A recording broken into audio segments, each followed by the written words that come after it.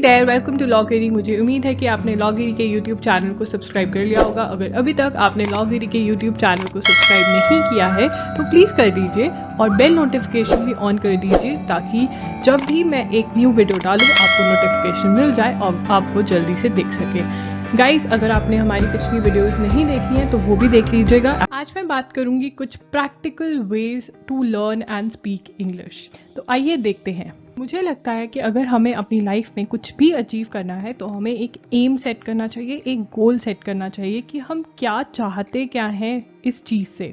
आज हम वो गोल सेट करेंगे।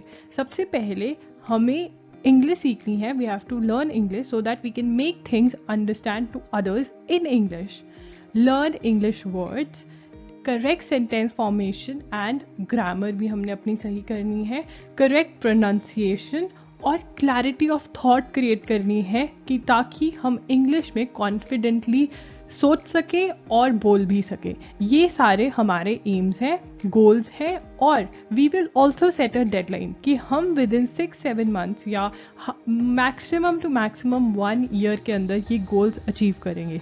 तो निकालिए अपनी कोई भी डायरी और उसमें नोट कीजिए ये एम और सेट कर दीजिए learning some fixed legal expressions. मतलब एज अ लॉयर हमें कुछ लीगल एक्सप्रेशंस यूज़ करने होते हैं जब हम जज के आगे अपना केस आर्ग्यू कर रहे होते हैं।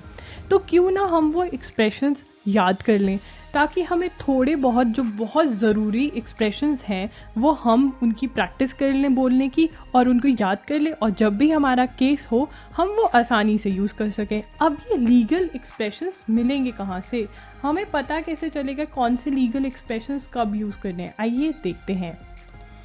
The next time you go to court, जब भी आप अगली बारी कोर्ट जाएंगे आप अपना पेन और डायरी ज़रूर साथ लेके जाएंगे। एक छोटी सी डायरी जो आपके कोट की पॉकेट में आ जाए और पेन ज़रूर होना चाहिए आपके पास। आप कोर्ट रूम में बैठेंगे जब भी फ्री होंगे और ऑब्जर्व करेंगे। ऑब्जर्व क्या करेंगे कि जितने भी लॉयर्स अपीयर हो रहे हैं वो क्या लैंग्वेज यूज़ कर रहे हैं, वो कौन सा लीगल एक्सप्रेशन यूज़ कर रहे हैं, कैसे वो स्टार्ट कर रहे हैं, कैसे वो जज को अगर वो किसी चीज़ से अग्री नहीं होते हैं कैसे वो अपनी बात डिनाई करके बोल रहे हैं।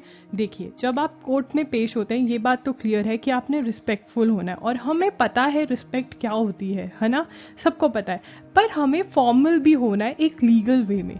अब वो फॉर्मल तरीका बोलने का और खड़े होने का कैसे सीख सकते हो, दूसरों को देखकर। ठीक, अगर आप ये फॉर्मूला 7 डेज के लिए भी अप्लाई करते हैं तो आपको वो लीगल एक्सप्रेशंस पता चल जाएंगे और आप वो यूज़ भी कर सकते हैं। जैसे कि मैंने आपको अपनी ड्राफ्टिंग वाली वीडियो में बताया था कि read judgments and petitions regularly, वहाँ से वर्ड्स उठाइए। लीगल वर्ड्स सबसे ज़्यादा जजमेंट्स में यूज़ हुए होते हैं। जजमेंट्स हर रोज़ एक जजमेंट आपने पढ़नी ही पढ़नी है, उससे बहुत फ़ायदे होते हैं। एक तो आपका वो टॉपिक क्लियर हो जाएगा आपको, दूसरा आपकी ड्राफ्टिंग इम्प्रूव होगी और तीसरा आपकी speaking, legal speaking English improve होगी। तो ये आपने ज़रूर करना है। Step 2, learning fixed expressions for common talks. अब हमने लीगल एक्सप्रेशंस याद कर लिए, हमने कोर्ट में बैठकर जजमेंट्स में से देखकर अपनी नोटबुक बना ली, उनको बोलने की भी प्रैक्टिस कर ली, तो हमारे लीगल एक्सप्रेशंस हमें आ गए। अब रह गए कि कॉमन बातचीत कैसे करनी है। आप कुछ कॉमन एक्सप्रेशंस और कॉमन टॉक्स जो आप रोज़मर्रा करेंगे वो याद करने की कोशिश करिए और बोलने की कोशिश करिए। अब आपने रट्टा नहीं लगा लेना, बट अगर आप कुछ प्रिपेयर करके जाएंगे तो आपको हेल्प रहेगी। For example your introduction. अब अगर किसी नए लॉयर से आपको कॉन्वर्सेशन स्टार्ट करनी है तो आप कुछ इस तरीके से कर सकते हैं। My name is so and so, I did LLB और law from so and so, I started practising in the year so and so, I am an associate in the office of so and so, we handle cases related to so and so. ठीक है ना। अब बहुत सारे लोग कहेंगे कि हम इसको याद क्यों करें, ये थोड़ा होता है।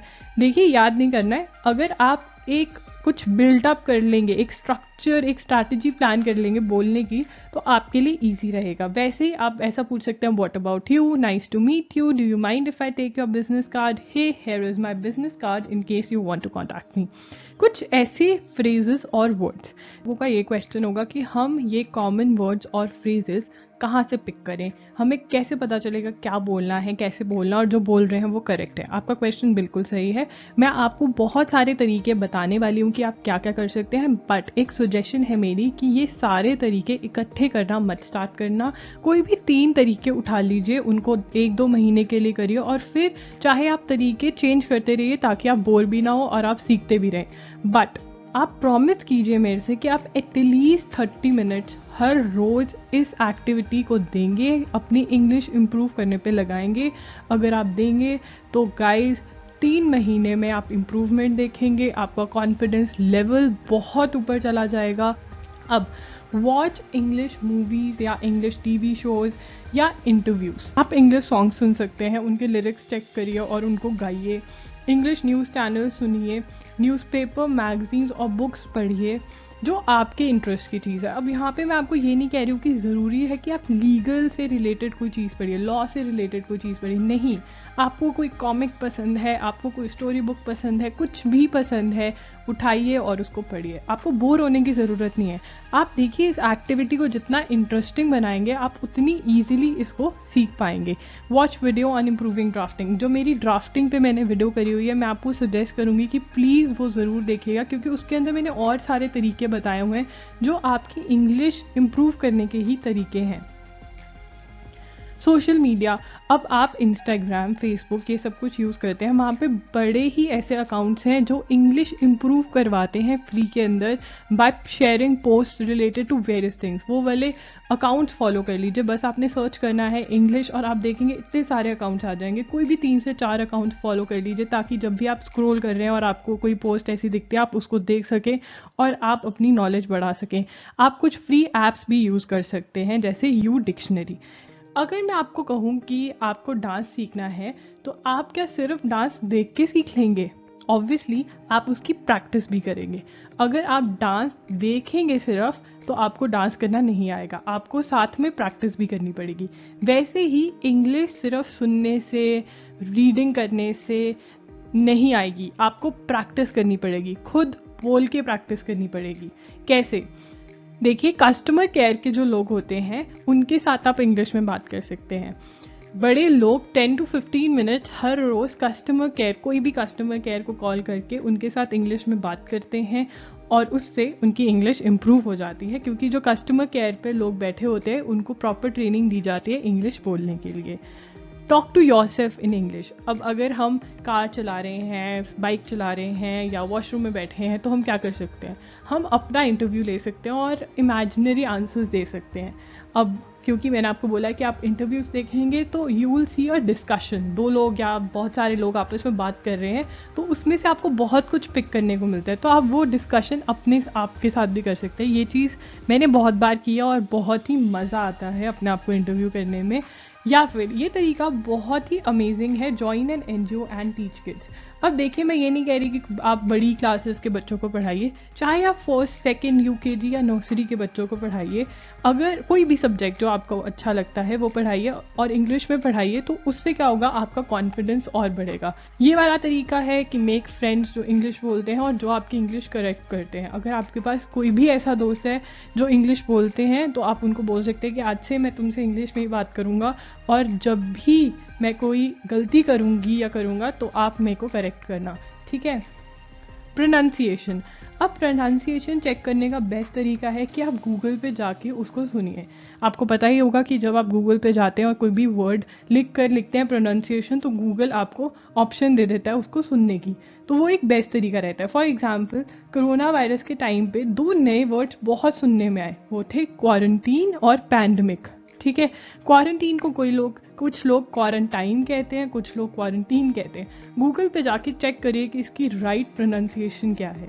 और अगर आप एक वर्ड को बोलने में कंफर्टेबल फील नहीं करते क्योंकि वो थोड़ा डिफिकल्ट है बोलने में, तो उसका साइनोनिम मतलब मिलता जुलता वर्ड ढूंढ लीजिए और वो बोलिए। पूछेंगे कि मैडम, हम एक वकील हैं और हमारे पास इतना टाइम नहीं होता है, आपने इतना सब कुछ बता दिया, हम करेंगे कब? आइए मैं आपको बताती हूँ कि आपको कहाँ कहाँ टाइम मिल सकता है।